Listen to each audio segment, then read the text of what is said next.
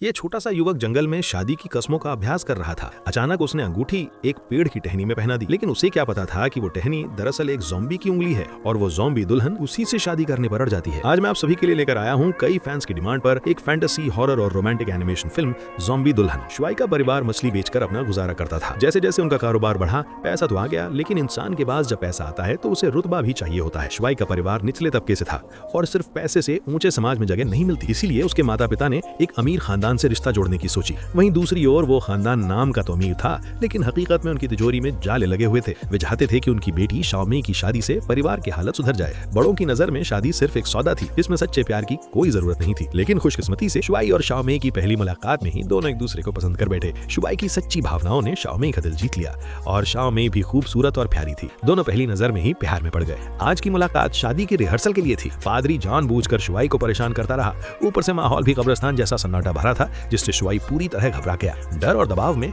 Shuai भागकर church से जंगल में पहुंच गया और वहीं शादी की कस्मों का अभ्यास करने लगा। उसने सड़क किनारे पड़ी एक टहनी को शाओमेई समझकर कहा, शाओमेई, क्या तुम मुझसे शादी करोगी? और अंगूठी उस टहनी में पहना दी। जैसे ही उसने बात पूरी की, वो टहनी अचानक एक कंकाल की उंगली बन गई और कसकर शुआई को पकड़ लिया। जमीन हिलने लगी और मिट्टी के नीचे से एक ज़ॉम्बी दुल्हन बाहर निकल आई। हालांकि ज़ॉम्बी दुल्हन बेहद खूबसूरत थी, लेकिन शुआई डर के मारे जान बचाकर भाग निकला। ज़ॉम्बी दुल्हन उसका पीछा करते हुए कहती रही कि चाहे कुछ भी हो जाए, वो उसी से शादी करेगी। आखिरकार शुआई पकड़ा गया और ज़ॉम्बी दुल्हनों से मृतकों की दुनिया में ले गई। होश में आने पर एक छोटी भूत लड़की गाने के जरिए ज़ॉम्बी दुल्हन शाहवाई की कहानी सुनाती है।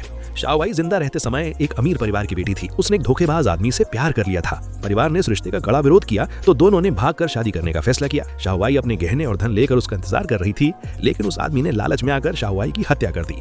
मरने के बाद भी शाहवाई ने हार नहीं मानी। उसने कसम खाई कि वो एक सच्चा प्यार करने वाला आदमी ढूंढेगी और अपनी अधूरी शादी पूरी करेगी। अब उसे लगता है कि शुआई ही उसका सच्चा जीवन साथी है, लेकिन शुआई शाहवाई से प्यार नहीं करता। वो बस इंसानी दुनिया में लौटकर शाओमेई के पास जाना चाहता है। मगर शाओवाई उसे जाने कैसे देती? कभी तोहफे देती है तो कभी अधिकारियों से मिलवाने की बात करती है। आखिरकार शुआई एक चाल चलता है और कहता है कि अगर शादी करनी ही है तो पहले अपने माता पिता को बताना होगा। शाओवाई उस पर भरोसा कर लेती है और कंकाल दादा की मदद से आगे की तैयारी शुरू होती है।